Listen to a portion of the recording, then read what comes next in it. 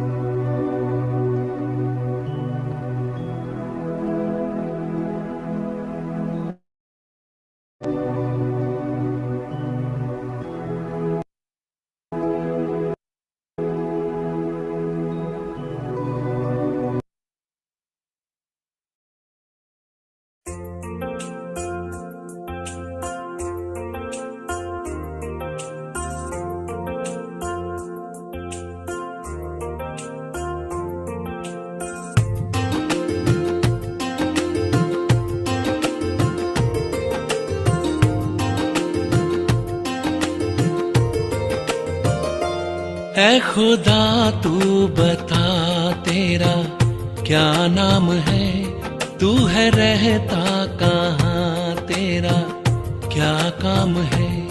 ऐ खुदा तू बता तेरा क्या नाम है, तू है रहता कहाँ, तेरा क्या काम है, क्या है तेरी हकीकत जो गुमनाम है, तुझ पे खुद को छुपाने का इल्जाम है।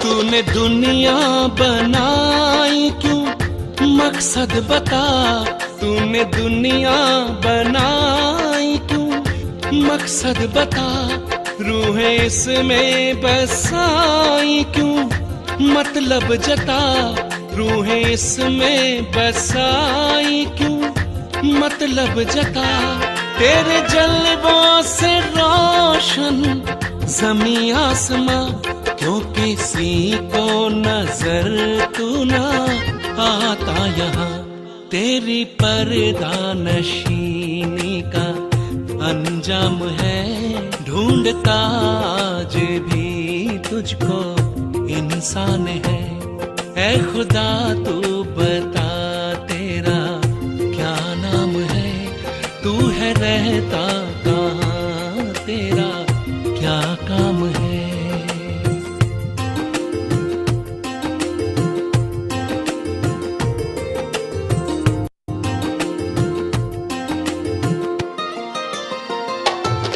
धर्म मजहब में है तेरे चर्चे बयां, शान में तेरी लिखते हैं परचे वहाँ, धर्म मजहब में है तेरे चर्चे बयां, शान में तेरी लिखते हैं परचे वहाँ, सबके भगवान अपने ही अपने जहां, ना समझ तुझको समझे ना लड़के यहाँ, तू समझदार हो के भी अनजान है बदी करते इंसान तू बदनाम है।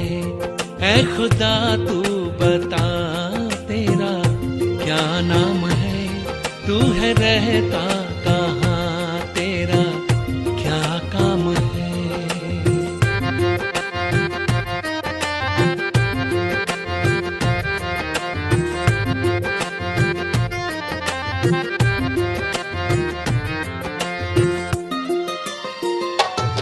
तूने जन्नत बनाने की मेहनत भी की, फिर ये दोज़ख को लाने की ज़हमत क्यों की, तूने जन्नत बनाने की मेहनत भी की, फिर ये दोज़ख को लाने की ज़हमत क्यों की, खेल कैसा गजब था गजब ढा दिया, नेकियों को बदी से मिला जो दिया, लेना कब तक तुम्हें सबका इम्तिहान है, अब सभी के दिलों में ये अरमान है। ऐ खुदा तू बता तेरा क्या नाम है, तू है रहता कहाँ, तेरा क्या काम है।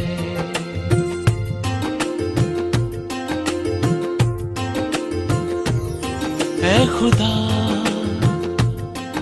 खुदा तू बता तेरा क्या नाम है,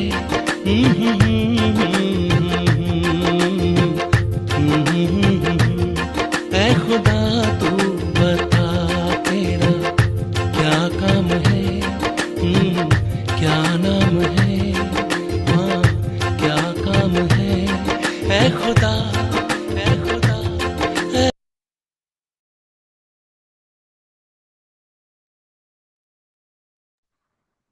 ओम शांति। Good evening to all of you.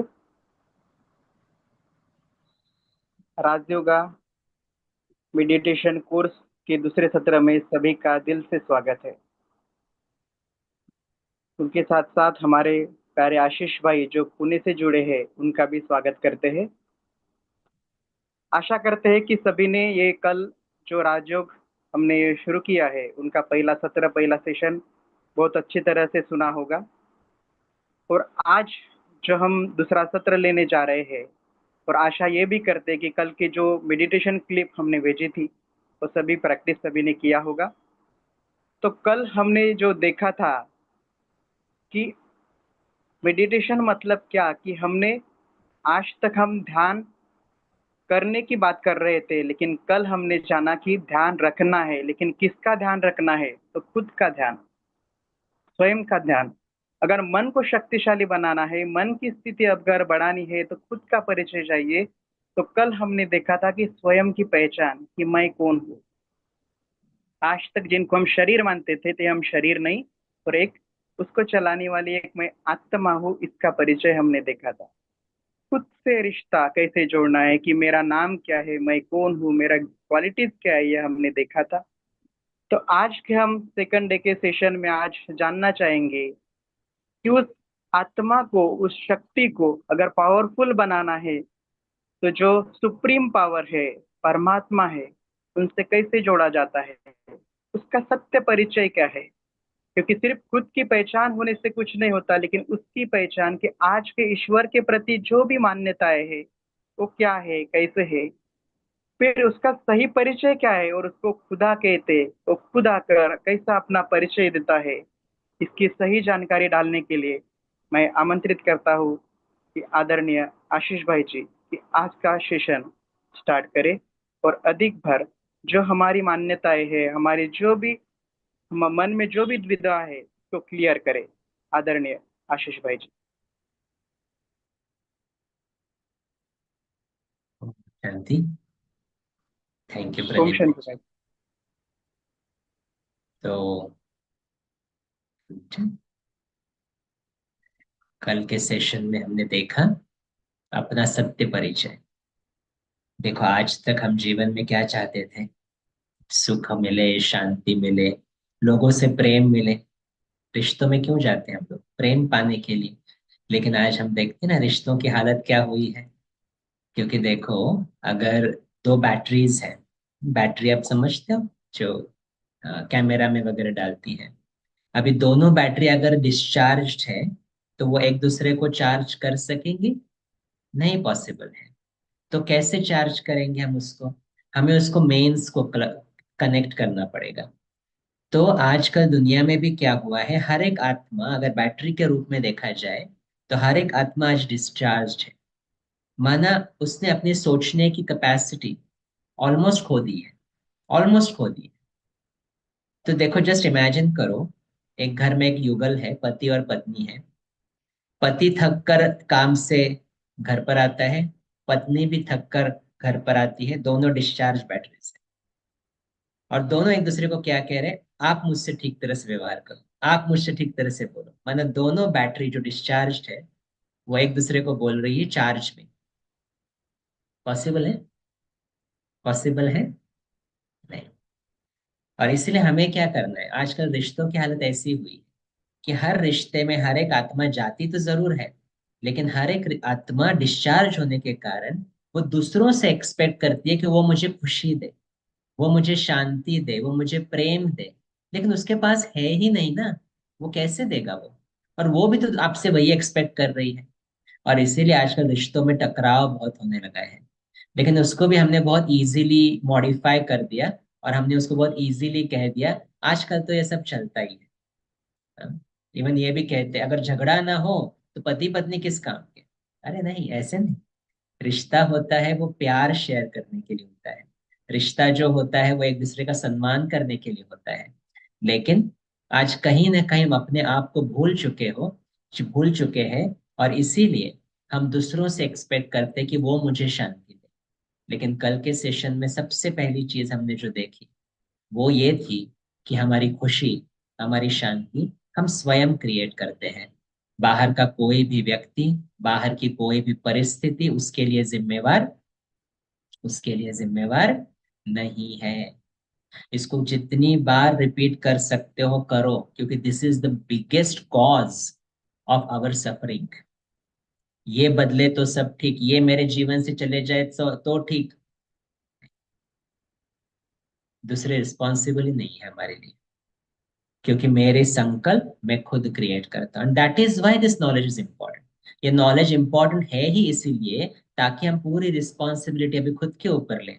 जैसे देखो, अगर घर में कोई टीवी देख रहा है तो उसके हाथ में रिमोट है, तो हमें क्या करना पड़ता है? वो जो चैनल देख रहा है वही देखना पड़ता है, और इसलिए हम अपना रिमोट ऐसे पकड़ के रखते हैं, कोई उसको लेवे नहीं, राइट?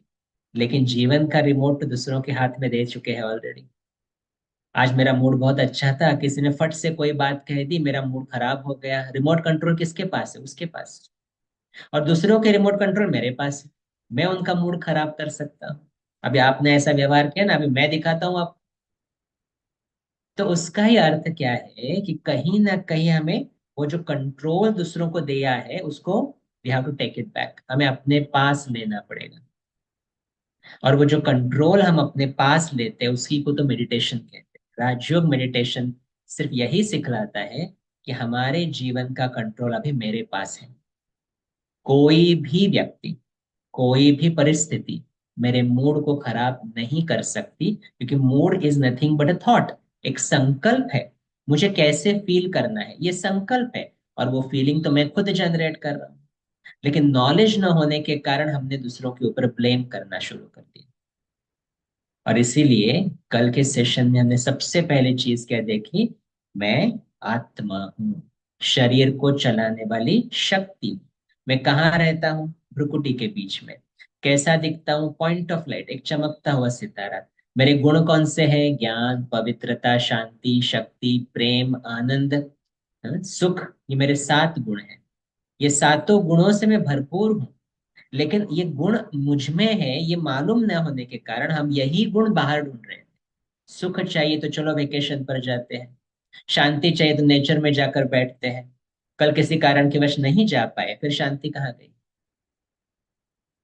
और इसीलिए मोस्ट इंपॉर्टेंट थिंग, ये शांति मेरी अपनी क्वालिटी है। इसलिए हम एक दूसरे को यहाँ पर क्या बोलते हैं? एक दूसरे को ओम शांति। ओम शांति का अर्थ क्या है? ओम माना मैं आत्मा, शांति माना शांत स्वरूप। तो मैं आत्मा कैसी हूं? मैं शांत स्वरूप आत्मा हूं। सभी 1 सेकंड बोलेंगे अपने अपने घर पे, कोई अनम्यूट नहीं करे, अपने अपने घर में सिर्फ बोले ओम शांति।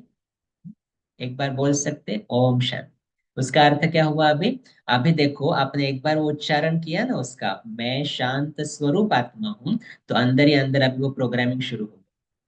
ये साइंटिफिकली प्रूवन फैक्ट है बाय द वे, कि अगर 17 सेकंड्स आप एक थॉट को कॉन्सेंट्रेट करते हो तो हमारे अंदर की न्यूरल नेटवर्क जो है वो बदलना शुरू हो जाता है। उसको कहते हैं न्यूरोप्लास्टिसिटी। ये साइंटिफिक टर्म है। माना हमारे ब्रेन की वायरिंग जो है वो बदलना शुरू हो जाता है, लेकिन उस एक थॉट को 17 सेकंड्स होल्ड करना है।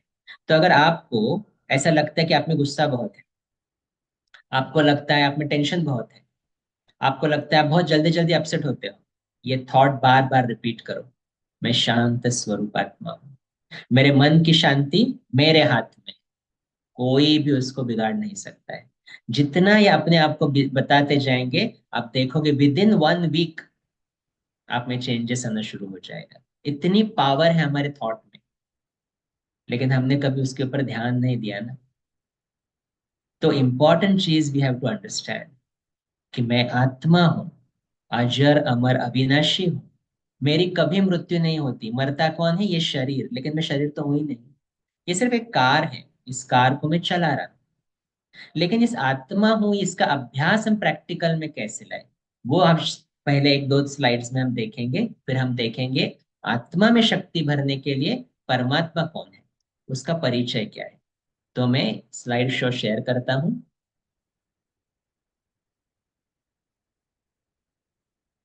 एक मिनट है।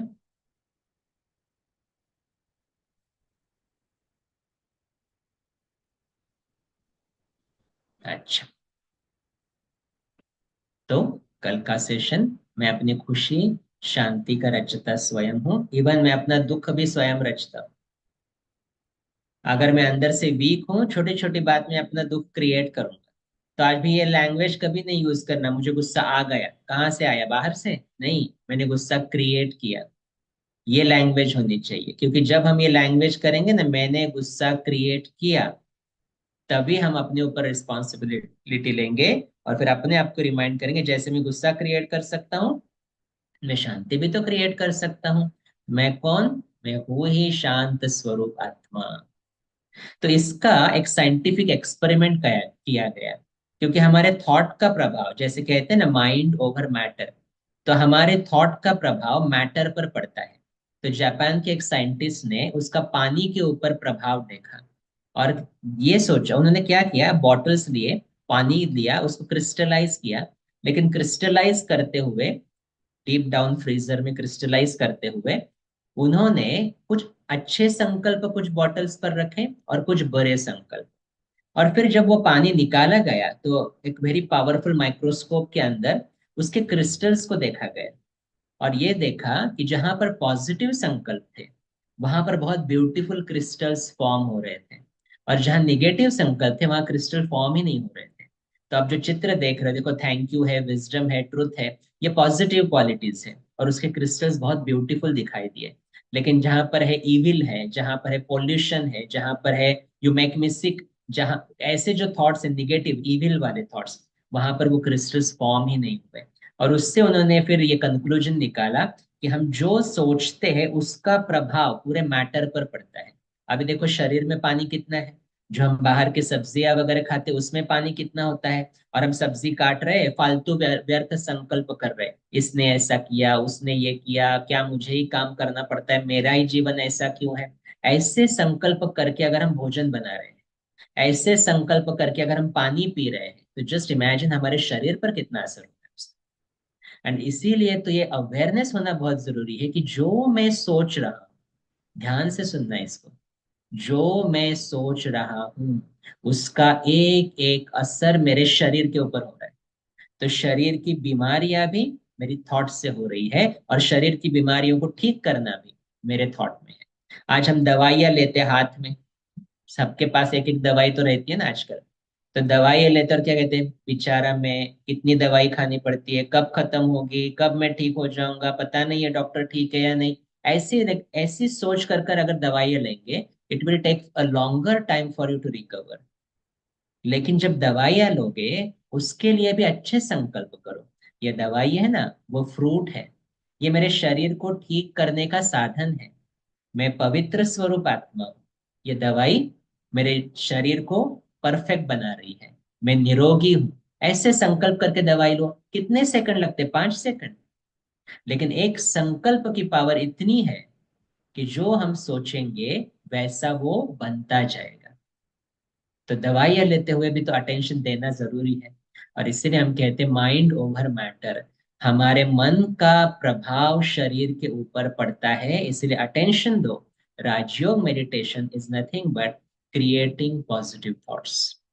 राजयोग मेडिटेशन माना हम अपने थॉट्स को इतना श्रेष्ठ बनाए, इतना शक्तिशाली बनाए कि उसका असर ना सिर्फ मेरे लिए, मेरे शरीर के लिए भी होगा, मेरे घर वालों के लिए भी होगा, मेरे रिश्तेदारों के लिए भी होगा, और जहां पर मैं जाऊंगा मैं खुशियां बांटता फिरूंगा। और आजकल आज की दुनिया में आप जानते हो ना, सबसे ज्यादा कॉस्टली चीज क्या है?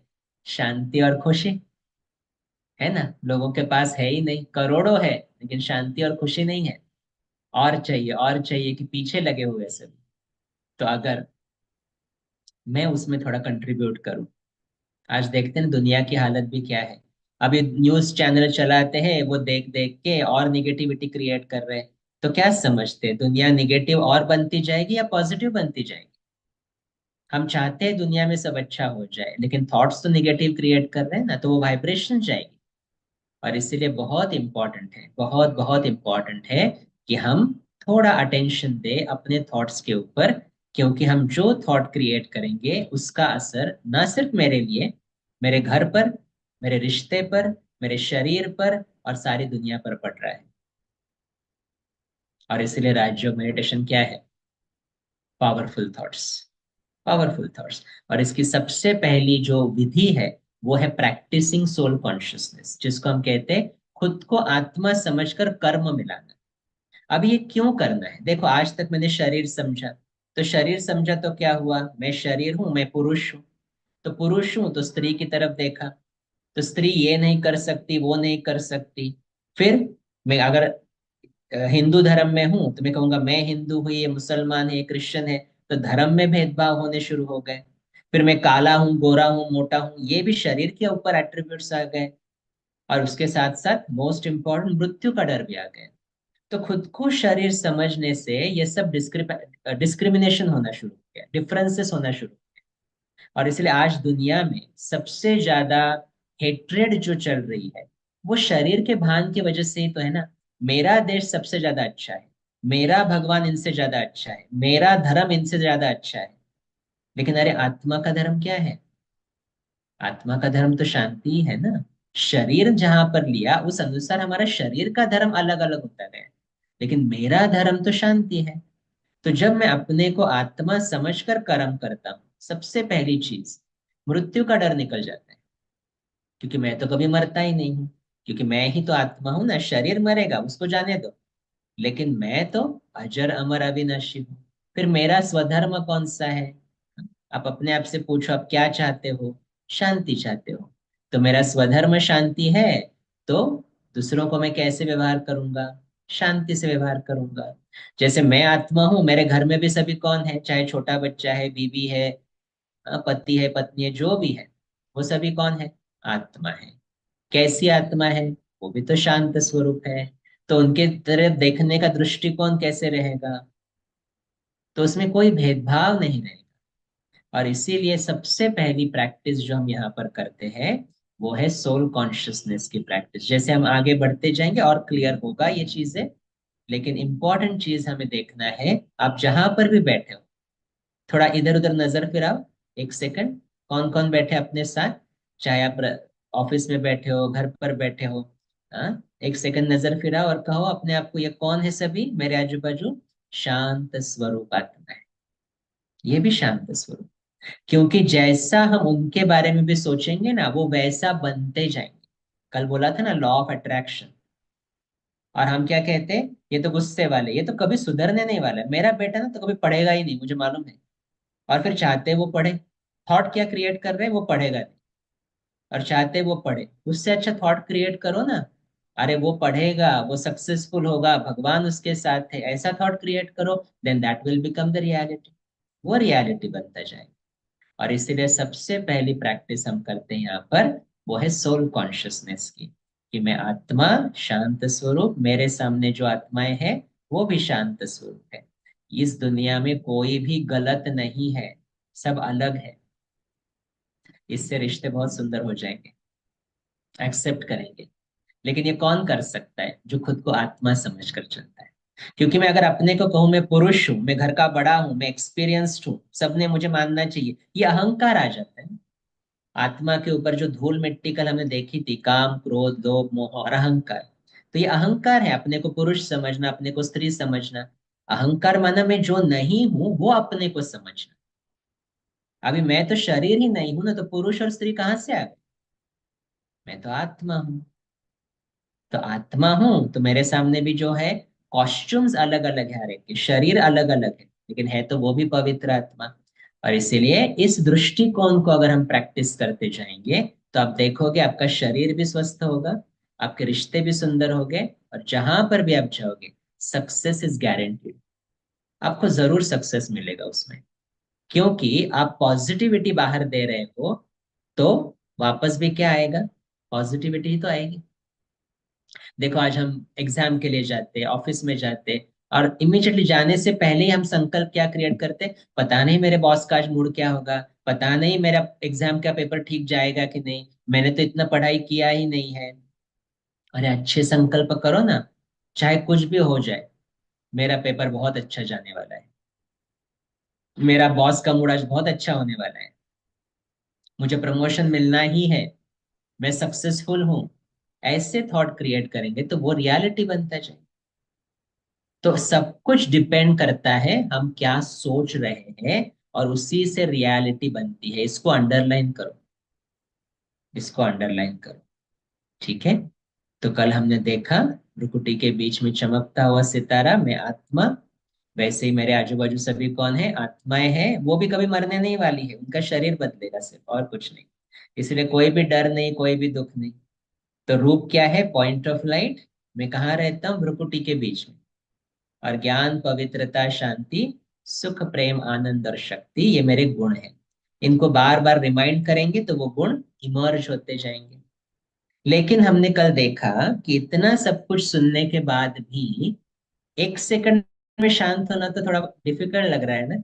या कहीं पर कोई क्रोध कर रहा है, उसमें शांति का अनुभव करना तो और भी डिफिकल्ट लगता है, क्योंकि आत्मा में अभी ताकत नहीं है। जैसे देखो, कोई जिम चला, फर्स्ट टाइम जाता है जिम, अभी वहां पे बहुत सारे इक्विपमेंट्स रखे, वेट्स रखे हैं, ट्रेडमिल्स रखे हैं, और बहुत सारे इक्विपमेंट्स रखे हैं। आप चाहते हो आपकी हेल्थ अच्छी हो जाए, लेकिन आपको मालूम ही नहीं उसको यूज कैसे करना है। तो आपको किसकी जरूरत पड़ेगी? एक ट्रेनर की जरूरत पड़ेगी ना, जो सब कुछ आपको बताए, आपसे वो करवाए। वैसे ही हम सभी आत्माएं, देखो आप कल भी जुड़े थे, मेजॉरिटी आज भी जुड़े हैं, तो आप में अंदर कोई ना कोई ऐसी इच्छा जरूर है कि मुझे भी अपना जीवन सुधारना है, मुझे भी सुख और शांति की प्राप्ति लानी है जीवन में। लेकिन कैसे लानी है वही मालूम नहीं है ना। और उसके लिए हमें भी कौन चाहिए? फिर एक ट्रेनर चाहिए। तो वो ट्रेनर कौन हो सकता है? जो खुद फिट हो। अब इस दुनिया में सभी देहधारी दुखी है, सभी, not a single one is happy. तो ऐसा कौन होगा जो हमेशा खुश रहे? तो वो है परमात्मा। वही तो परमात्मा है ना। लेकिन परमात्मा से कनेक्ट कैसे करना, और परमात्मा का सत्य परिचय, ये जानना बहुत जरूरी है।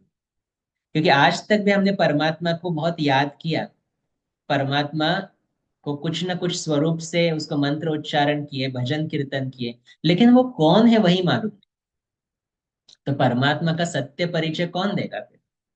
जैसे आप देखो, मैं किसी किसी को देख रहा हूँ यहाँ पर वीडियो में भी।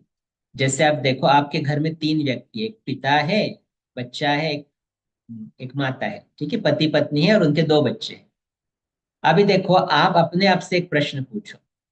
क्या प्रश्न पूछना है?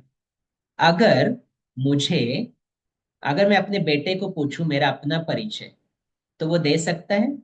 क्या समझते, दे सकता है? जरूर देगा। अपने पत्नी को पूछूं मुझे अपना परिचय देना, तो वो भी दे सकती है। ठीक है। तो देखो, बेटा भी मेरा परिचय देगा, पत्नी भी मेरे परिचय देगी। लेकिन मेरा एक्यूरेट परिचय कौन दे सकता है कि मैं अंदर से क्या फील करता हूँ, अंदर से मैं कौन हूँ, अंदर से मैं सिचुएशंस को कैसे हैंडल करता हूँ? कौन देगा ये परिचय, बताओ? हम्म? कौन दे सकता है ये परिचय? देखो, बेटा बोलेगा मेरा पिता कैसा है, करेक्ट, वो रॉन्ग नहीं है, लेकिन वो 100% राइट भी नहीं है। पत्नी भी क्या कहेगी? मेरा पति ऐसा है, वो पति के नजर से ही तो देखेगी ना उसको। तो वो भी रॉन्ग नहीं है, लेकिन वो 100% राइट नहीं। तो मेरा खुद का परिचय, सबसे अच्छा परिचय, एक्यूरेट परिचय कौन देगा? मैं खुद। मैं खुद ही तो दूंगा ना, और कौन दे सकता है? मैं अंदर से क्या फील करता हूं, ये मैं ही तो बता सकता हूँ, और कोई नहीं बता सकता है। करेक्ट। तो परमात्मा का परिचय कौन देगा? आज तक दुनिया में संत आत्मा होकर गए, महात्माएं होकर गए, अनेक गुरु होकर गए, उन्होंने परमात्मा को जिस नजर से देखा, उन्होंने उसका परिचय दिया। करेक्ट। वो अपने हिसाब से राइट, लेकिन वो 100% एक्यूरेट नहीं। क्योंकि किसी ने उसको विट्ठल के रूप में देखा, किसी ने उसको राम के रूप में देखा, किसी ने उसको जीसस क्राइस्ट के रूप में देखा, किसी ने उसको अल्लाह समझा, अलग अलग रूप। लेकिन परमात्मा का सत्य परिचय कौन देगा? लॉजिकली थोड़ा सोचो। जैसे मेरा सत्य परिचय मैं स्वयं देता हूं, तो परमात्मा का सत्य परिचय कौन देगा? वो परमात्मा खुद। और इसीलिए आपको गुड न्यूज सुननी है सबको। हाँ? सबसे बड़ी गुड न्यूज सुननी है। जिस परमात्मा को हम याद करते थे और समझते थे वो कभी ना कभी इस सृष्टि पर आएगा, वो परमात्मा इस सृष्टि पर आ चुका है, और वही अपना परिचय दे रहा है।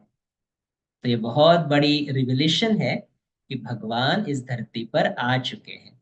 तो ये जो भी कोर्स में हम कंटेंट कवर कर रहे हैं ना, वो भगवान ने बताया हुआ ही ज्ञान है, किसी मनुष्य ने दिया हुआ ज्ञान नहीं है। इसीलिए तो इतना सहज है। तो जब परमात्मा आकर अपना परिचय देता है, तो वो परिचय 100% एक्यूरेट भी रहता, और एकदम इजी टू अंडरस्टैंड भी रहता, एकदम इजी। तो भगवान तो इस धरती पर आ चुके हैं और वही अपना सत्य परिचय दे रहे हैं। तो क्या है उनका परिचय? देखो कितना सिंपल परिचय है। परमात्मा शब्द में ही उसका परिचय है। परमात्मा माना परम आत्मा। अभी मैं कौन हूं? आत्मा हूं। मैं इस शरीर में हूं। तो परम आत्मा माना वो भी कौन हो गया? आत्मा ही है, लेकिन परम माना सर्वश्रेष्ठ है, उसके ऊपर कोई नहीं।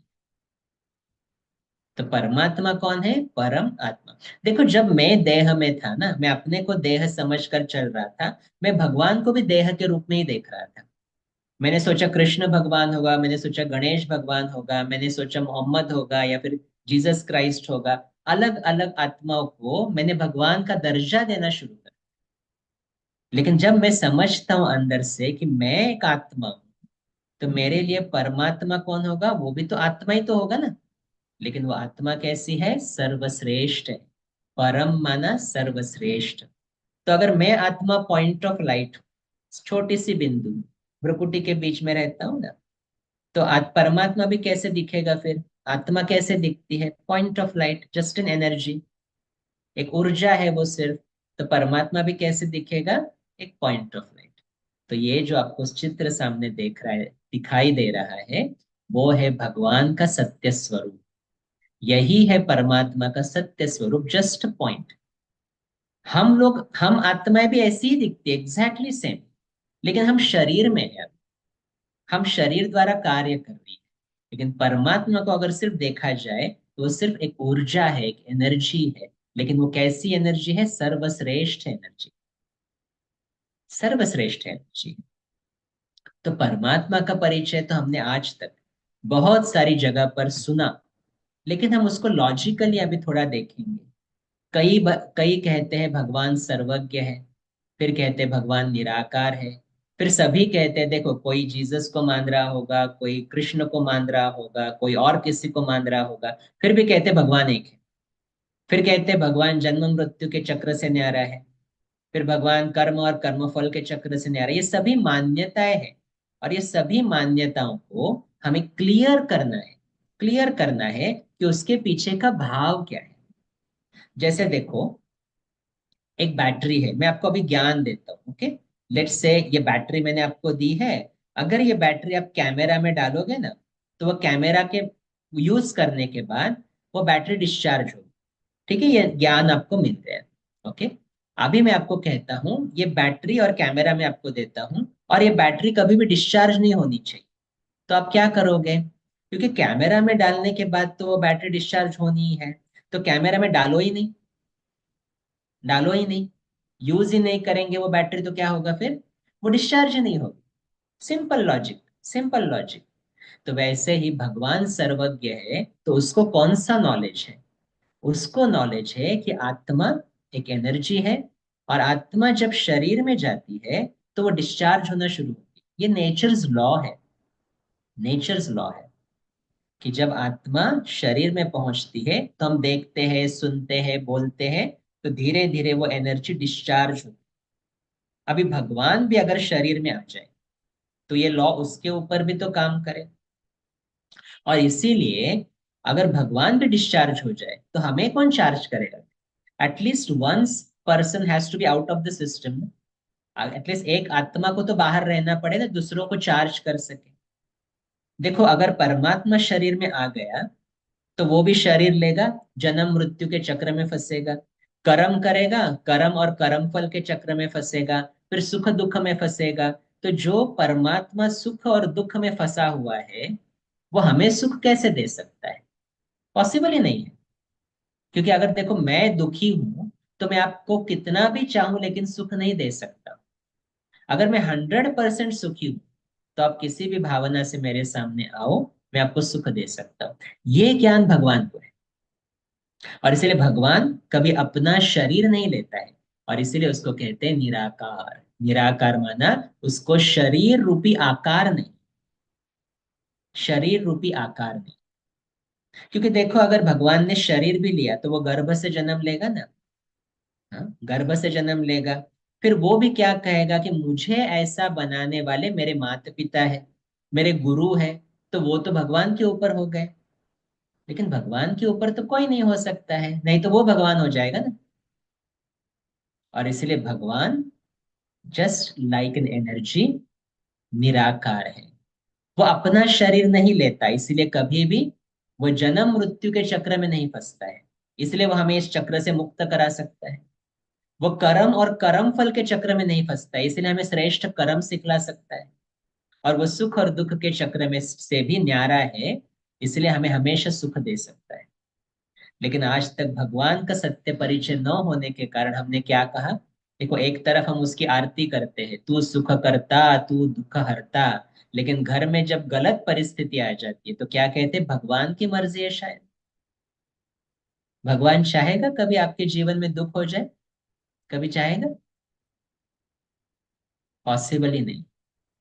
एक दूसरे को दुख देना मनुष्यों का काम है, क्योंकि हम अपने को भूल गए हैं, अपने विकारों के वश हो गए। लेकिन भगवान भी अगर किसी को दुख देवे तो फिर वो भगवान काहे का? हम कहते हैं मैंने मन्नत मांगी थी, अगर ये मन्नत पूरी नहीं होगी तो भगवान नाराज होगा। अरे भगवान नाराज हो जाए तो भगवान काहे का है? वो तो फिर मनुष्य हो गए। भगवान कभी किसी से नाराज नहीं होता है, क्योंकि वो इन सभी चक्रों से न्यारा है। वो हमेशा अपने सोल कॉन्शियस स्थिति में रहता है, क्योंकि वो निराकार आत्मा है। और इसी निराकार का वर्णन हर धर्म में कहा किया गया है। तो जैसे मैं पॉइंट ऑफ लाइट हूँ, भगवान भी कौन है? फिर पॉइंट ऑफ लाइट है। लेकिन मैं शरीर में आता हूं तो मैं अटक जाता हूँ, कर्म कर्म फल जन्म मृत्यु इसमें अटक जाता हूँ। भगवान कभी खुद का शरीर नहीं लेता, इसलिए उन सभी से वो मुक्त है। तो इसका ही वर्णन अलग अलग धर्मों में किया गया। जैसे जीसस क्राइस्ट को मानते हैं क्रिश्चियनिटी में, लेकिन क्राइस्ट ने कभी नहीं कहा मैं भगवान हूं। उसने यही कहा, God is light, in God there is no darkness. भगवान एक लाइट है, एक ऊर्जा है, और उसमें कोई अंधकार नहीं है, डार्कनेस नहीं है। उसने हमेशा फिंगर ऊपर पॉइंट किया था। लेकिन जो आत्मा ये सुन रही थी, उन्होंने जीसस क्राइस्ट को देखा, ऊपर देखा, वो लाइट दिखाई नहीं दी, लेकिन उनको लगा इसको मालूम है भगवान कौन है, तो उन्होंने उसको भगवान का दर्जा दे दिया। लेकिन क्राइस्ट ने खुद बताया, I am the son of God, मैं भगवान का बच्चा हूं, I am the messenger of God. इस्लाम धर्म में कहो या मुसलमान धर्म में भी कहो, वहां पर वे मूर्ति पूजा नहीं मानते, मूर्ति पूजा नहीं करते हैं, लेकिन वो भगवान को नूरे इल्लाही या नूरे खुदा के रूप में मानते हैं। अभी खुदा परमात्मा, और नूर, नूर माना लाइट, परमात्मा in the form of light. Parsi धर्म में भी एक ज्योति की पूजा की जाती है, तो ज्योति को भी उस भगवान का स्वरूप मान लिया जाता है। सिख धर्म में अगर हम देखते हैं, गुरु नानक देव जी, उन्होंने भी एक का परिचय दिया, एक ओंकार सतनाम। वो निराकार है, अजोनी है, जन्म मरण के चक्र से न्यारा है, निर्वैर है, उसका किसी के साथ वैर नहीं। गुरु नानक देव जी ने भी कभी ये नहीं कहा मैं भगवान हूं। उन्होंने भी उसी का तो सत्य परिचय दिया ना।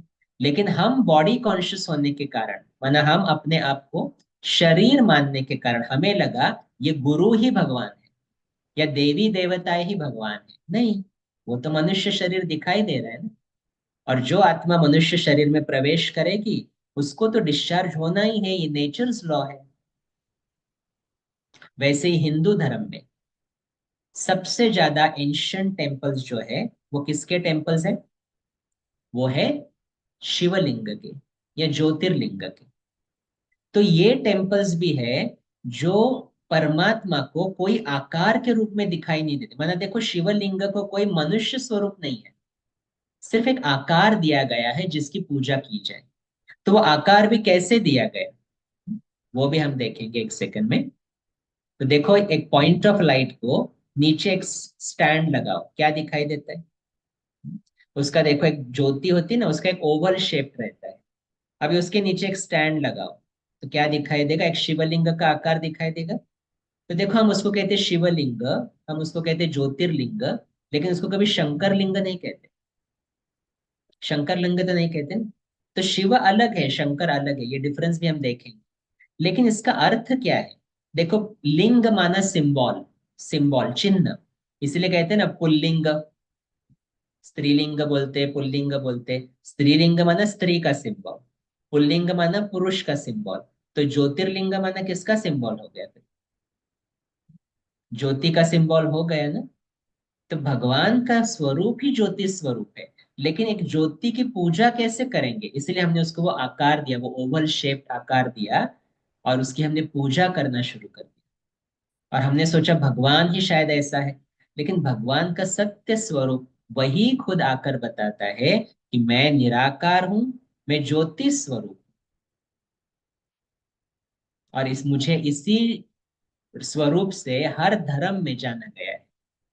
तो हर एक धर्म में उसको लाइट के स्वरूप में ही जाना गया, लेकिन हम बॉडी कॉन्शियस होने के कारण उसको इग्नोर करते गए, और जिन्होंने उसका परिचय दिया उन्हीं को भगवान का दर्जा देते गए। और जितना जितना हम लोगों को भगवान मानते गए, हम भगवान से और दूर होते गए। तो अगर भगवान से दूर होंगे तो भगवान के साथ रिश्ता कैसे बनेगा? पॉसिबल ही नहीं है। और अगर भगवान के साथ रिश्ता नहीं बनेगा, तो उससे जो शक्ति मिलनी है, उससे जो प्यार मिलना है, उसकी अनुभूति हमने कभी नहीं की। इसलिए और डिस्चार्ज होते गए। और इसलिए फाइनली ये समय आ चुका है जब भगवान इस सृष्टि पर खुद आता है, आ चुका है, और वही अपना सत्य परिचय दे रहा है। लेकिन आज तक हमने भगवान का दर्जा बहुत सारी आत्माओं को दिया, तो वो सभी आत्माएं है कौन, ये क्लियर होना बहुत जरूरी है। देखो, नवरात्रि जब होती है ना, तो हम 9 देवियों की पूजा करते हैं, 9 परमात्माओं की पूजा नहीं करते हैं। तो देविया कौन है, देव कौन है? तो देवी देवता का अर्थ है दिव्य गुणों वाली आत्मा, माना दिव्यात्मा। परमात्मा एक, गॉड इज वन, लेकिन देवी देवता आप जानते हो हिंदू धर्म में कहते हैं जैसे कि 33 करोड़, 33 कोटि आत्माएं। विष्णु पुराण है और बहुत सारी चीजों में ऐसे बताया कि इतने सारे देवी देवता एक्चुअली होकर गए हैं। हम सभी को तो नहीं जानते, लेकिन कुछ कुछ आत्माओं को तो जानते हैं ना, जैसे राम कृष्ण को जानते हैं, सीता को जानते हैं, राधे को जानते हैं। तो ये आत्माएं कौन है? शरीर तो दिखाई दे रहा है उनका।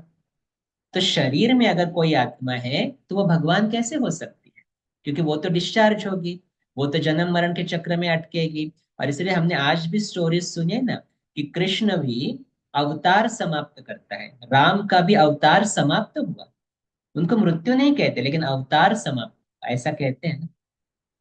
तो देवी देवता माना दिव्य गुणों वाली आत्माएं, दिव्यात्माएं। तो आज बहुत सारे लोग हनुमान जी की पूजा करते हैं। हनुमान जी किसकी पूजा करते थे? हनुमान जी ने किसकी पूजा की? राम की। और राम को जब रावण के ऊपर विजय पानी थी, तो राम ने किसकी पूजा की? माना राम के भी ऊपर कोई था ना, तो उसने किसकी पूजा की फिर? राम ने पूजा की शिव की। शंकर की पूजा नहीं की, उसने शिव की पूजा की। और फिर मंदिर बना रामेश्वर, माना राम का भी जो ईश्वर है। तो देवी देवताएं भगवान के बच्चे हैं, और इसीलिए तो भगवान को याद करते हैं। गणेश की पूजा करते हैं, लेकिन गणेश के पिताजी भी कौन है? शिव जी है। और कौन है? नॉर्थ में एक टेम्पल है, कहते हैं गोपेश्वर। और इस गोपेश्वर टेम्पल की ये मान्यता है कि श्री कृष्ण ने वहां शिव की स्थापना की शक्तिपात की। तो श्री कृष्ण जी ने भी तो अपने ऊपर किसी को माना ना। और इसलिए देवी देवता जो होते हैं वो दिव्य गुणों वाली आत्माएं हैं, लेकिन है शरीर में। तो शरीर में है तो कहीं ना कहीं वो डिस्चार्ज तो होगी, लेकिन उनमें दैवी गुण है, दिव्य गुण है, जो आज की दुनिया में दिखाई नहीं देते, इसलिए आज भी उनकी पूजा होती है। लेकिन परमात्मा उनसे भी ऊपर है। फिर धर्मात्मा होते हैं, धर्म स्थापन करने वाली आत्मा। इन आत्माओं की क्वालिटी ये होती है कि इनमें प्योरिटी बहुत रहती है, इसलिए वो जब बोलते हैं ना, तो आपको लगता है मुझे ये फॉलो करना है, इतनी शक्ति है। तो चाहे मोहम्मद है, अब्राहम है, क्राइस्ट है, गौतम बुद्ध है, हर एक आत्मा ने क्या किया? परमात्मा का किसी न किसी स्वरूप में परिचय देते गए, ताकि इस दुनिया में सुख शांति बनी रहे। लेकिन उनमें ताकत इतनी थी, तो अलग अलग धर्म स्थापन होते गए। फिर होता है संत आत्मा। हम जानते हैं कोई संत तुकाराम, संत ज्ञानेश्वर, इनकी भी दिव्यता है, प्यूरिटी है, लेकिन इनकी स्टोरीज तो हम देखते हैं ना कि कितना कुछ इनको सहन करना पड़ा। तो इनमें एक इंपॉर्टेंट चीज जो दिखाई देती है वो है सहन शक्ति, कि कोई कैसा भी व्यवहार करे, मुझे उसके साथ अच्छा व्यवहार करना है, जो क्वालिटी आज दिखाई नहीं देती। इसलिए आज इनके भी मंदिर है, इनकी भी पूजा करते हैं। फिर होते हैं पाप आत्मा और पुण्य आत्मा। जिस आत्मा ने बहुत पाप किया है उसको कहेंगे पाप आत्मा, जिसने बहुत पुण्य किया है उसको कहेंगे पुण्य आत्मा। तो ये अलग अलग आत्माएं और अपने क्वालिटी के अनुसार उनका वर्गीकरण किया गया है। लेकिन परमात्मा सिर्फ एक, वो है निराकार, ज्योति स्वरूप। और ज्योति स्वरूप होने के कारण और अपना शरीर न लेने के कारण वो कभी भी डिस्चार्ज नहीं होता है, ये इंपॉर्टेंट। और जो डिस्चार्ज नहीं होता है वही तो हमें चार्ज कर सकता है। अगर दूसरी बैटरी भी डिस्चार्ज हो रही है तो वो हमें थोड़ी ना चार्ज करे। और इसलिए भगवान एक है, परमात्मा, और ये बाकी सभी देहधारी है, वो भगवान के बच्चे हैं। तो हम भी कौन है सभी? हम मंदिर में जाकर भगवान की पूजा करते तो कहते हैं ना, त्वमेव माताश्च पिता त्वमेव, तू ही मेरी माता है, तू ही मेरी पिता है। मतलब हम भी उसके कौन हो गए? बच्चे ही तो हो गए ना। तो मैं आत्मा उस परमात्मा का बच्चा हूं। तो इस टेबल को हम भर रहे हैं। हमने पहले देखा परमात्मा का रूप, क्योंकि वो आत्मा है तो पॉइंट ऑफ लाइट है, और वो कभी डिस्चार्ज नहीं होता है, इसलिए वो सर्व गुण और शक्तियों का सागर है। देखो, हम अपने को कह सकते हैं मैं शांत स्वरूप आत्मा हूं, लेकिन परमात्मा शांति का सागर है। तो सागर होता है तो उससे 1 बाल्टी ले लो या 10 बाल्टी ले लो, सागर को कोई फर्क पड़ेगा? कभी नहीं पड़ सकता है। वैसे मैं परमात्मा के साथ कनेक्ट करके अपनी शांति ले लूं, आप उसके साथ कनेक्ट करके शक्ति ले लो, शांति ले लो, उसको कोई फर्क नहीं पड़ेगा। उसके पास इतना है कि सभी आत्माओं को दे सकता है, क्योंकि वो डिस्चार्ज नहीं होता। इसलिए परमात्मा निराकार है, पॉइंट ऑफ लाइट है, और वह सभी गुण और शक्तियों का सागर है। फिर उसका नाम क्या है? परमात्मा जब इस सृष्टि पर आता है तो अपना नाम भी स्वयं बताता है, और उसका स्वयं घोषित किया हुआ नाम है शिव। और शिव का अर्थ, ये किसी हिंदू धर्म से आप उसको कंपेयर नहीं करो, ये हिंदू धर्म से रिलेटेड नहीं है। शिव का एक्चुअली अर्थ होता है कल्याणकारी, बेनिफिशियल। शिव शब्द आता है शून्य से। शून्य शब्द आपको मालूम है शून्य कैसे निकालते हैं? ओवल शेप निकालते हैं। तो अगर एक ज्योति है, पॉइंट ऑफ लाइट, तो ज्योति का भी आकार वैसे ही होता है ना, एक शून्य की तरह होता है। और वहां से वो शब्द आता है शिव। तो शिव माना कल्याणकारी, माना सबका कल्याण करने वाला। और फिर मेरा उसके साथ रिश्ता क्या है? वो मेरा पिता है, तो हम उसको प्यार से यहाँ पर बाबा कहते हैं। तो यहाँ बाबा माना कोई देहधारी नहीं, कोई दाढ़ी वाला नहीं बैठा है यहाँ पर। जो बाहर की दुनिया में आजकल बहुत सारे बाबा निकले हैं ना, ऐसे यहाँ पर कोई नहीं है। यहाँ पर वो निराकार परमात्मा को हम बहुत प्यार से बाबा कहते हैं। देखो, अगर हम उसको कहे अल्लाह कहे, हम उसको कहे प्रभु कहे, हम उसको ईश्वर कहे, तो ऐसा लगता है अरे उसको मिलने के लिए बहुत तपस्या करनी पड़ेगी, बहुत मेहनत करनी पड़ेगी। लेकिन बाबा कहने से वो रिश्ता जुड़ जाए। मेरा पिता है ना, तो बाबा से क्या मिलता है हमें? आपको अपने पिता से क्या मिलता है? सब प्रॉपर्टी मिल जाती है ना, ऑटोमेटिक। कभी बच्चे को कहीं पर साइन नहीं करना पड़ता है मुझे ये प्रॉपर्टी चाहिए, नहीं। तो वो प्रॉपर्टी मिलना माना उसके गुण, उसकी शक्तियों का प्रॉपर्टी हमारी हो जाती है, जिसको हम कहते हैं वर्षा, इनहेरिटेंस। और इसीलिए वो मेरा पिता है, उसको हम प्यार से बाबा कहते हैं, और उसका नाम शिव है, तो वो है मेरा शिव बाबा। तो शिव बाबा का ये चित्र आपको दिखाई दे रहा है, जस्ट पॉइंट ऑफ लाइट। ये हम सभी का पिता है। जैसे मैं आत्मा निराकार पॉइंट ऑफ लाइट, तो मेरा पिता भी कौन हो गया? Point of light. और उसका नाम शिव है, तो हम उसको प्यार से कहते हैं शिव बाबा। लेकिन भक्ति में शिव कहने के बाद उसको कहाँ कंफ्यूज कर देते हैं? शंकर के साथ। अभी अभी सुना, देहधारी भगवान तो हो नहीं सकता, और शंकर तो देहधारी दिखाई दे रहा है। और आपने ये चित्र देखा होगा बहुत बार कि शंकर के आगे शिवलिंग दिखाते हैं। शंकर हमेशा तपस्या में दिखाते हैं। अभी तपस्या कहो, मेडिटेशन कहो, उसका अर्थ क्या है? मेडिटेशन माना ऊंच ते ऊंच परमात्मा के साथ कनेक्शन। कल सुना नहीं अर्थ? ऊंच ते ऊंच परमात्मा के साथ कनेक्शन। अगर शंकर ही शिव है तो उसको मेडिटेशन करने की जरूरत ही नहीं है ना, कि अगर भगवान है तो वो किसके साथ कनेक्ट कर रहे थे? नहीं। फिर शंकर को सामने शिवलिंग दिखा रहे हैं, जैसे इस चित्र में भी दिखा रहे हैं। तो शंकर के सामने शिवलिंग, कोई अपनी ही पूजा थोड़ी ना करेगा। तो दोनों में अंतर है। शिव निराकार है, शंकर देहधारी है। इसलिए देखो हम कहते हैं शिवलिंग, हम कहते ज्योतिर्लिंग, शंकर लिंग कभी नहीं कहते। तो अगर शिव और शंकर एक है तो शंकर लिंग भी तो कहना चाहिए ना उसको, लेकिन वो नहीं कहते। हम कहते शिवरात्रि। कभी ये शब्द सुना है शंकर रात्रि? कभी सुना है ये शब्द? नहीं। क्योंकि इसीलिए तो देखो, भगवान अगर शिव है, निराकार है, लेकिन मैं बॉडी कॉन्शियस हूं, मैं खुद को देह समझ रहा हूं, तो मुझे भगवान को कोई देह का स्वरूप देना था ना, तो मैंने शंकर के साथ उसको मिला दिया। लेकिन परमात्मा निराकार है, वो शंकर नहीं है, ना ही वो कोई देवी देवता है, वो उन सभी का पिता है। तो ये आकारी, शरीर रूपी आकार लेने वाली देवता है, दिव्य गुणों वाली आत्मा है शंकर, और परमात्मा निराकार। अभी आपके सामने भी ये शिवलिंग दिखाई दे रहा है, लेकिन उसके बीच में जो चमकती हुई लाइट है, वो एक्चुअली उसका सत्य स्वरूप है। शंकर देहधारी है और शिव विदेही है, विदाउट शरीर है, देह के बिना है, और इसीलिए वो कभी डिस्चार्ज नहीं होता, लेकिन शंकर तो डिस्चार्ज होगा। तो शंकर बच्चा है और शिव उसका पिता है। तो शिव और शंकर टोटली अलग अलग है, लेकिन ये नॉलेज न होने के कारण हमने सबको एक जैसा बना दिया कि भगवान सभी उसी के स्वरूप है। देखो, एक बच्चा है ना, वो अपने बाप के जैसा दिख सकता है, करेक्ट? वो पॉसिबल है, शरीर उसका अपने पिता के जैसा देख सकता है, लेकिन मैं ही अपना बाप कभी बन नहीं सकता ना। बाप के गुण मुझ में आ सकते हैं, लेकिन मैं ही अपना पिता नहीं बन सकता हूँ। वैसे ये देवी देवताओं में भगवान के गुण हैं, लेकिन वही भगवान है ये कहना फिर गलत हो जाता है। और इसीलिए तो देवी देवताएं वो दिव्य गुणों की आत्माएं हैं, जिनमें भगवान के गुण दिखाई देते हैं प्रैक्टिकल में, लेकिन फिर भी उनका पिता तो उनसे ऊपर हो गया ना।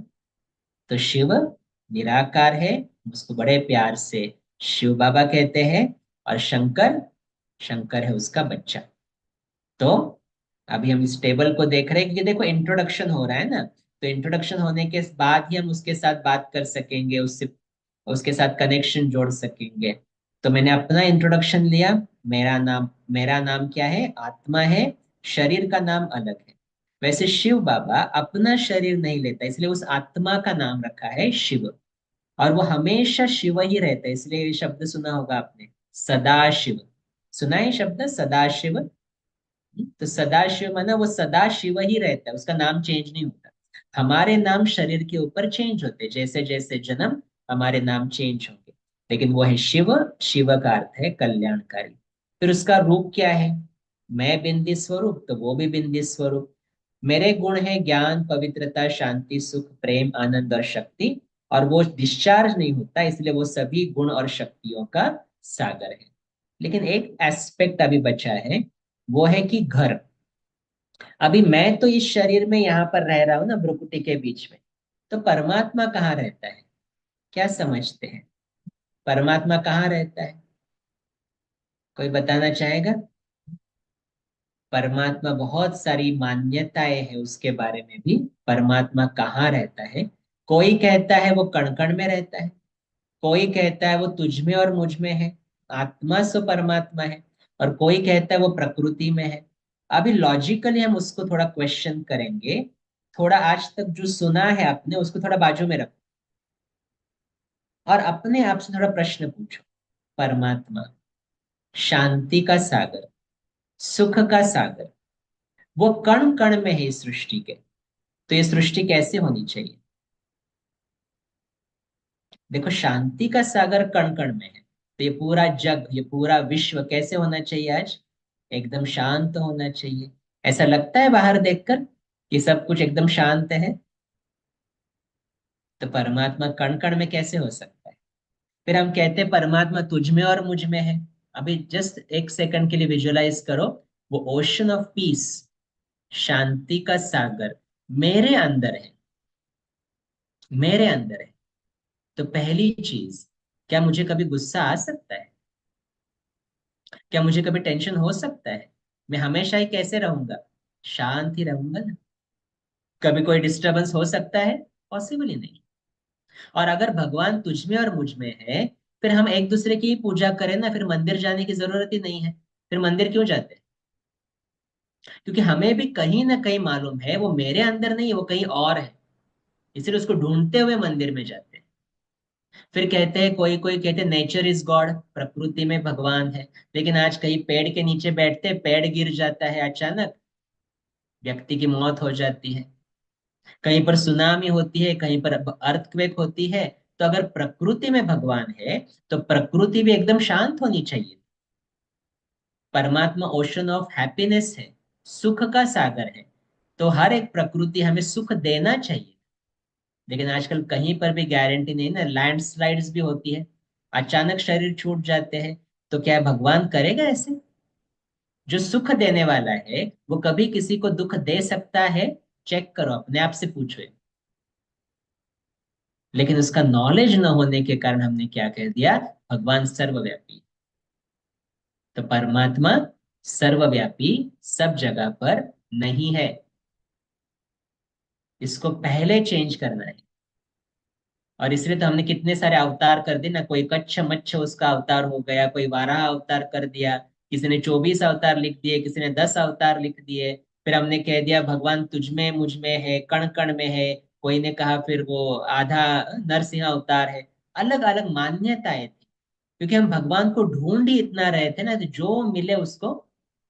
देखो मीरा जी उसको बहुत मानते, वो बहुत अच्छी भक्तिन थी, हमेशा इतनी कृष्ण की प्यार में डूबी हुई थी कि वो क्या कहती थी, जहां देखूं मेरा गिरधर गोपाल, जहां देखूं तो मेरा कृष्ण ही दिखाई देता है।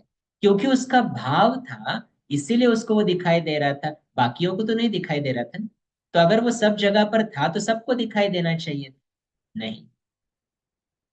और इसीलिए सबसे इंपॉर्टेंट चीज हमें अंडरस्टैंड करनी है, भगवान सर्वव्यापी नहीं है। तो वो कहाँ रहता है? देखो, ये भी परमात्मा खुद आकर हमें बताता है कि उसका निवास स्थान कहाँ है।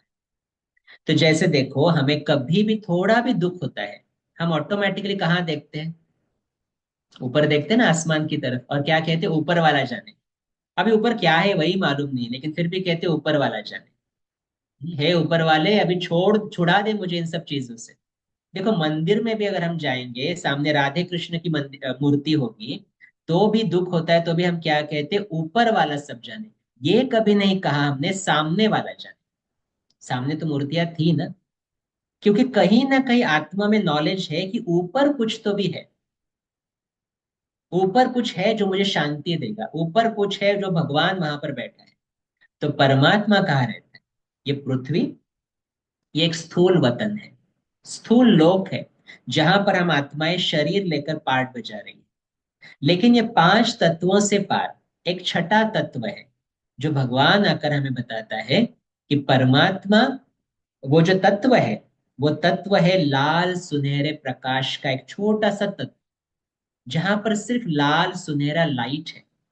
और उस लाइट को हम कहते हैं ब्रह्म तत्व या महतत्व, या सिंपल वर्ड्स में उसको कहते हैं परम धाम। ये भी शास्त्रों में उल्लेख है, परम धाम मन, धाम मन घर, परम धाम मन सर्वश्रेष्ठ घर। अभी वो सर्वश्रेष्ठ घर क्यों हो गया? क्योंकि परमात्मा वहां पर रहता है। तो परम आत्मा शिव बाबा उस उस घर में रहता है, इसलिए उसको क्या कहते हैं, फिर परम धाम कहते हैं। तो जहां साइंस नहीं पहुंच सकती, उसके बाद ये रीजन शुरू होती है, जिसको हम इंग्लिश में कहेंगे सोल वर्ल्ड, या हिंदी में फिर हम उसको कहते हैं परम धाम। उसको अलग अलग नामों से भी शास्त्रों में याद किया गया। तो क्या क्या नाम थे उसके? परम धाम, मूल वतन, मूल वतन माना आत्माओं का मूल निवास स्थान। फिर निर्वाणा, बुद्धिज्म में कहते हैं निर्वाणा या निर्वाण धाम। निर्वाण माना ये ऐसी रीजन है जहां सिर्फ परमात्मा नहीं रहता, लेकिन हम आत्माएं भी वहां पर रहती थी। एक समय था, लेकिन हम आत्माएं वहां रहती, शरीर नहीं रहता है, शरीर नहीं रहता। तो आत्मा जब परम धाम में रहती तो एकदम डीप स्लीप स्टेज में रहती है, एकदम गहरी नींद में रहती है, जहां पर कोई थॉट भी नहीं है। तो अगर देखो, आत्मा अगर वहां रह रही है अपने पिता के साथ, परमात्मा के साथ, और उसको शरीर नहीं है, तो वाणी नहीं चल सकती ना। तो वाणी नहीं चलेगी, तो उसको कहते हैं निर्वाण धाम, माना वाणी से परे, बियॉन्ड साउंड। तो वो हो गया निर्वाण धाम। और इसलिए बुद्धिज्म में भी कहते हैं ना, आप अच्छे कर्म करो तो यू विल अचीव निर्वाणा। ऐसे कहते हैं कि आप निर्वाणा को जाओगे। माना उसका अर्थ क्या, आप अपने घर चले जाओ। ये परम धाम, ये निर्वाण धाम अपना घर है। फिर उसको कहते हैं मुक्ति धाम। मुक्ति धाम क्यों? क्योंकि शरीर से मुक्त है, और शरीर से मुक्त है इसीलिए दुख सुख के सब इश्यूज से मुक्त है। फिर वो है शांति धाम, क्योंकि वहां पर एब्सोल्युटली शांति है, एक भी थॉट नहीं है। फिर उसको कहते हैं ब्रह्म तत्व और मोह तत्व। तो ये क्या है एक्चुअली? ये एक लाल सुनहरे प्रकाश का एक छोटी सी रीजन है, जैसे आप चित्र में देख रहे हो। नीचे पृथ्वी है, वो स्थूल वतन जहां भी हम बैठे हैं, हम आत्माएं अपने शरीर में। लेकिन हमारा ओरिजिनल घर वो परम धाम है, जहां हमारा पिता भी रहता है, हम भी उसके साथ रहते थे। लेकिन जैसे नींद खुलती है तो हम काम पे चले जाते हैं ना, तो परम धाम में नींद जब हमारी खुलती है, माना संकल्प आता है, तो हम इस सृष्टि पर आते हैं और यहाँ शरीर लेकर पार्ट बजाना शुरू करते हैं। इसलिए तो अभी सोचो लॉजिकली, हमने कल के सेशन में कहा था आत्मा कभी क्रिएट नहीं होती और डिस्ट्रॉय नहीं होती। तो अगर आत्मा क्रिएट नहीं हो रही तो इतनी सारी आत्माएं सृष्टि पर कैसे आ रही है? पॉपुलेशन क्यों बढ़ रहा है? क्योंकि हम सभी आत्माएं एक टाइम परम धाम में ही रहती थी, और जैसे जैसे हमारी नींद खुलती है, हम इस सृष्टि पर आकर अपना पार्ट बजाते हैं, इसीलिए पॉपुलेशन बढ़ती जाती है। लेकिन हमारा ओरिजिनल घर तो वो परम धाम है। इसीलिए तो देखो ना, अभी भी दुख हुआ तो नजर ऑटोमेटिकली ऊपर क्यों जाती है? क्योंकि घर की याद आती है। ये मेरा घर है जहां पर मेरा पिता रहता है। लेकिन वहां पर हम एक्सोल्युटली एकदम डीप स्लीप स्टेज में है, और जब नींद खुलती है, मैंने एक संकल्प आता है कि मुझे अभी एक्ट करना है, तो आत्मा परम धाम से नीचे आती है, गर्भ में प्रवेश करती है और अपना कार्य करना शुरू कर देती है। तो परमात्मा सर्वव्यापी नहीं है, परमात्मा का रहने का स्थान कौन सा है? वो है परम धाम। हम आत्माएं भी ओरिजिनली वहीं पर रहती थी, लेकिन यहाँ आने के बाद इस शरीर में हम भ्रुकुटी के बीच में रहते। तो जैसे इस वीडियो में देख रहे हैं आप, ये पृथ्वी जहां पर हम एक्ट कर रहे हैं, और इस बियॉन्ड 5 एलिमेंट्स, 5 तत्वों के पार जो आप ब्राइट लाइट देख रहे हो, वो है शिव बाबा। और छोटे छोटे छोटे दिए दिख रहे हैं ना आपको, लाइट्स, स्टार्स जैसे, वो हम सभी आत्माएं अपने पिता के साथ वहां रहती थी। और जैसे जैसे हमें कर्म करना था, हमने सृष्टि पर आए, और फिर सृष्टि की पॉपुलेशन बढ़ती गई, और हमने शरीर लेकर ये कर्म करना शुरू कर दिया। तो वो है परम धाम, और ये है स्थूल वतन, माना पृथ्वी। तो इस टेबल को आज कंप्लीट करेंगे। तो हम आत्माएं हैं, और हमारा पिता शिव बाबा निराकार है, वो अपना शरीर नहीं लेता, जन्म मरण के चक्र में नहीं आता। हम दोनों दिखने में एकदम सेम, पॉइंट ऑफ लाइट। हमारा ओरिजिनल घर तो परम धाम है, लेकिन जब यहाँ आए तो इस भ्रुकुटी के बीच में रहकर हम कार्य करते हैं। लेकिन शिव बाबा अपना शरीर नहीं लेता, इसलिए वो हमेशा परम धाम में ही रहता है। ईश्वर सर्वव्यापी नहीं है, और जैसे मुझ में गुण है, तो परमात्मा गुणों का, शक्तियों का सागर है। तो हम इंपॉर्टेंट राजयोग मेडिटेशन में हम विजुअलाइज करते हैं कि हम भ्रुकुटी के बीच में वो चमकता हुआ सितारा है, और परमात्मा निराकार परम धाम में है, और परम धाम से बाबा की किरणें मुझ पर पड़ रही है शांति की, और मैं आत्मा चार्ज हो। तो इसी के ऊपर हम एक छोटा सा मेडिटेशन अभी करेंगे, फिर उसके बाद किसी को क्वेश्चन है तो पूछ सकते हैं। तो ये होमवर्क, अपने आप को अगले 24 आवर्स परमात्मा का बच्चा समझकर चलना है। तो परमात्मा का बच्चा माना उसकी प्रॉपर्टी सो मेरी, माना वो शांति का सागर है, सुख का सागर है, तो मैं भी तो सुख स्वरूप, मैं भी दूसरों को सुख देना चाहता हूँ, तो दे सकता हूँ। और ऐसा समझकर ही सबके साथ व्यवहार करना है, चाहे वो मेरी काम वाली बाई हो, चाहे कचरा निकालने वाला कोई हो, चाहे हमारे घर के लोग हो, कोई भी हो, सभी भगवान के बच्चे हैं। तो मुझे उनके साथ व्यवहार भी अपने भाई बहनों की तरह प्यार से ही करना है। तो ये होमवर्क 24 आवर्स अटेंशन रखेंगे।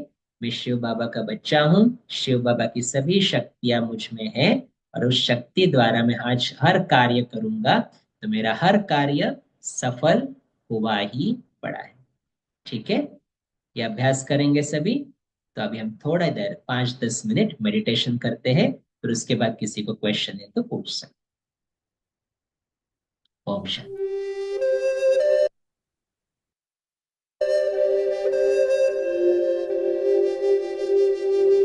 बाहर की सभी आवाजों से अपने ध्यान को हटाते हुए सिर्फ अपने आप को देखने का अभ्यास करते हैं। मैं भ्रुकुटी के मध्य में चमकता हुआ सितारा आत्मा हूं।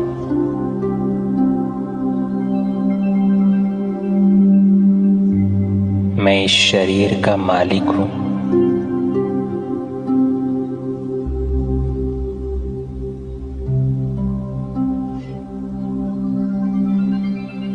अपने कर्मेंद्रियों पर राज्य करने वाली मैं राजा हूं।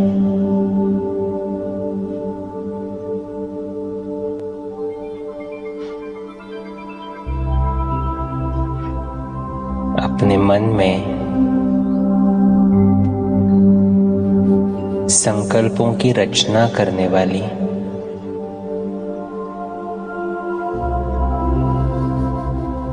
हर परिस्थिति में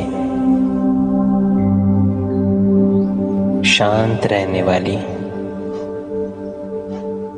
शांत स्वरूप आत्मा हूं। मैं आत्मा अपने संकल्पों की रचयिता स्वयं हूं।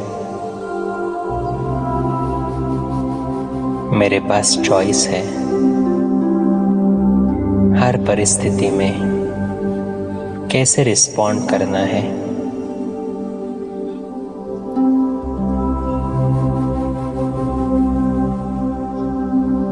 मैं शांत स्वरूप आत्मा हूं।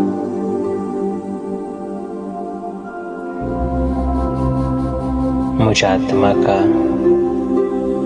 पिता वो एक परम पिता परमात्मा है जिसको हम प्यार से शिव बाबा कहते हैं।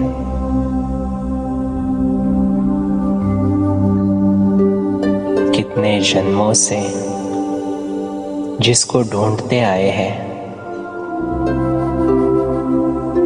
वो मेरा पिता स्वयं भगवान मेरे सम्मुख है। बुद्धि के तीसरे नेत्र से उसे देखने का अभ्यास करते परम धाम के लाल सुनहरे प्रकाश के बीच वो सर्वशक्तिवान मेरा पिता शिव बाबा चमक रहा है।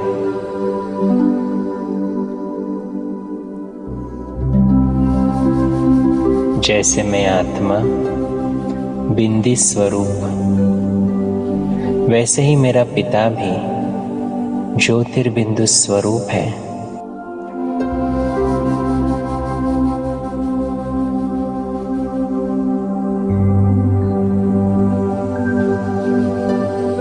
वो शांति का सागर है, शांति से भरपूर है। शांति की अनंत किरणें मुझ आत्मा पर बरसा रहा है। अनुभव करें परमधाम से शिव बाबा शांति की अनंत किरणें मुझ आत्मा पर बरसा रहा है।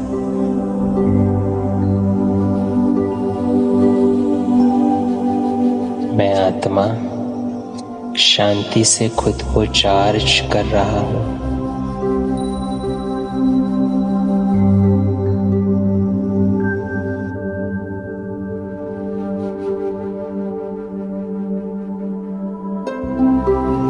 शांति से खुद को भरपूर करके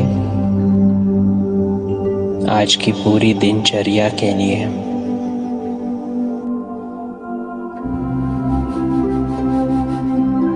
मैं आत्मा तैयार होता हूं। मैं शांति से भरपूर हूँ, शांति के सागर की संतान हूँ।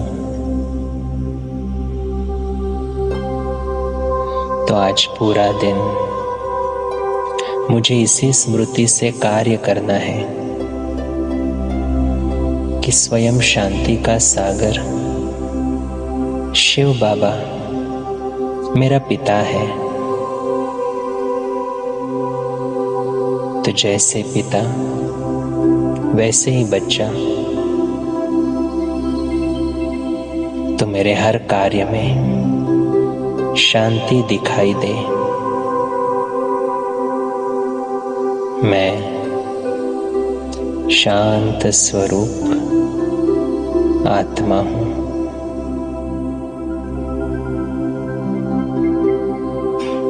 ओम शांति।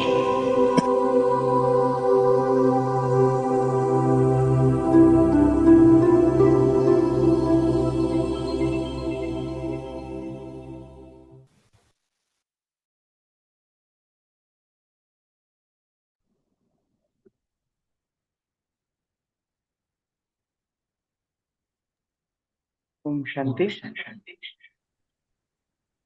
अगर किसी के क्वेश्चन होंगे तो पूछ सकते। थैंक यू आशीष भाई जी। Thank you. मैं एक चीज रेकमेंड करूंगा सभी को, आपको जो भी मेडिटेशंस भेजे जा रहे हैं आप जरूर घर में करें उसको। और ये सेशंस भी यूट्यूब पर है, तो आपको अगर चाहिए तो आप दूसरे दिन भी उसको रिपीट कर सकते हैं, ताकि वो थोड़ा और रिवाइज होता जाए, पक्का होता जाए। ठीक है। और किसी का प्रश्न है तो पूछ सकते।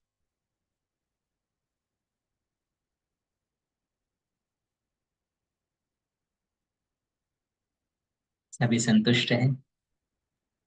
लगता है संतुष्ट है। Very good.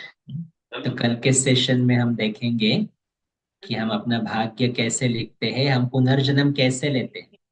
और बहुत बारे प्रश्न आता है ना, मेरे साथ ऐसा क्यों, उसका प्रश्न का उत्तर हम कल के सेशन में देखेंगे। ठीक है। थैंक यू ठीक है। सभी का सेशन में जुड़ने के लिए। ओम शांति। ओम शांति।